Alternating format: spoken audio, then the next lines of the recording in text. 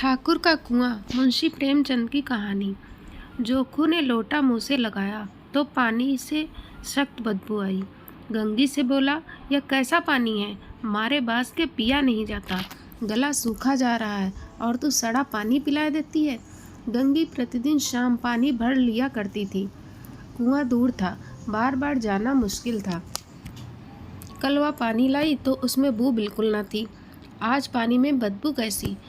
लोटा नाक से लगाया तो सचमुच बदबू थी। जरूर कोई जानवर कुएं में गिरकर मर गया होगा। मगर दूसरा पानी आवे कहाँ से? ठाकुर के कुएं पर कौन चढ़ने देगा? दूर से लोग डांट बताएंगे। साहू का कुआं गांव के उस सिरे पर है, परंतु वहां भी कौन पानी भरने देगा? कोई तीसरा कुआं गांव में है नहीं। जोखू कई दिन से बीमार है। कुछ देर तक तो प्यास रोके चुप पड़ा रहा। फिर बोला, अब तो मारे प्यास के रहा नहीं जाता। ला थोड़ा पानी नाक बंद करके पी लूं। गंगी ने पानी न दिया। खराब पानी से बीमारी बढ़ जाएगी इतना जानती थी, परंतु यह न जानती थी कि पानी को उबाल देने से उसकी खराबी जाती रहती है।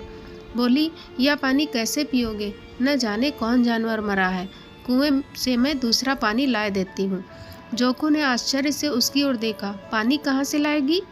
ठाकुर और साहू के दो कुएं तो हैं, क्या एक लोटा पानी न भरने देंगे?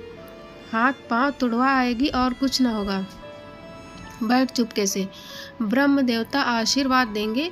ठाकुर लाठी मारेंगे। साहू जी 1 के 5 लेंगे। गरीबों का दर्द कौन समझता है?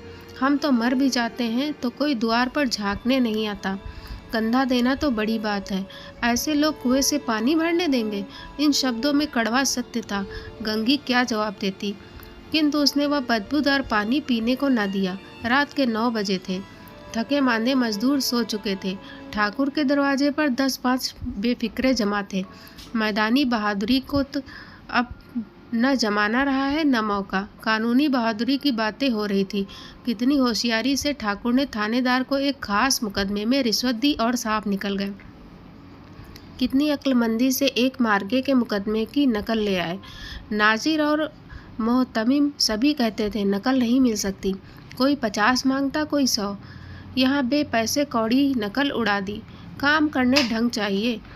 इसी समय गंगी कुएं से पानी लेने पहुंची। कुप्पी की धुंधली रोशनी कुएं पर आ रही थी। गंगी जगत की आड़ में बैठी मौके का इंतजार करने लगी। इस कुएं का पानी सारा गांव पीता है, किसी के लिए रोका नहीं। सिर्फ ये बदनसीब नहीं भर सकते। गंगी का विद्रोही दिल रिवाजी पाबंदियों और मजबूरियों पर चोटें करने लगा। हम क्यों नीच हैं और ये लोग क्यों ऊंच हैं?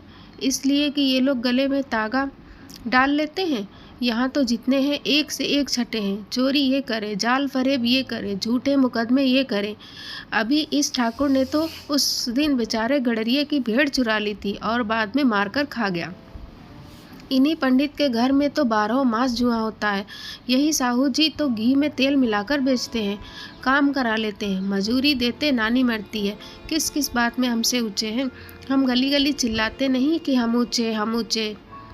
कभी गांव में आ जाती हूँ तो रस भरी आँख से देखने लगता है, जैसे सबकी छाती पर सांप लौटने लगता है।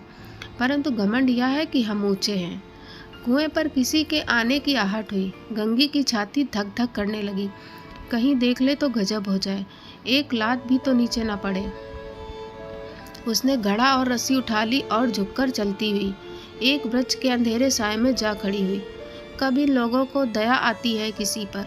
बेचारे महंगू को इतना मारा कि महीनों लहू थूकता रहा, इसीलिए तो कि उसने बेगार न दी थी। इस पर ये लोग ऊंचे बनते हैं। कुएं पर स्त्रियां पानी भरने आई थी। उनमें बात हो रही थी। खाना खाने चले और हुक्म हुआ कि ताज़ा पानी भर लाओ। घड़े के लिए पैसे नहीं है। हम लोगों को आराम से बैठे देखकर जैसे मर्दों को जलन होती है। हाँ, या तो न हुआ कि कलसिया उठाकर भर लाते। बस हुक्म चला दिया कि ताज़ा पानी लाओ। जैसे हम लौंडिया ही तो हैं। लौंडिया नहीं तो और क्या हो तुम? रोटी कपड़ा नहीं पाती? 10-5 रुपए भी छीन झपट कर ले ही लेती हो। और लौंडिया कैसी होती हैं? मत ले जाओ दीदी। छिन भर आराम करने को जी तरस कर रह जाता है। इतना काम किसी दूसरे के घर कर देती तो इससे कहीं आराम से रहती। ऊपर से वह एहसान मानता। यहाँ काम करते करते मर जाओ, पर किसी का मुंह ही सीधा नहीं होता। दोनों पानी भरकर चली गईं तो गंगी ब्रज की छाया से निकली और कुएं की जगत के पास आई। बेफिक्रे चले गए थे। ठाकुर भी दरवाज़ा बंद कर अंदर आंगन में सोने जा रहे थे। गंगी ने क्षणिक सुख की सांस ली। किसी तरह मैदान तो साफ हुआ।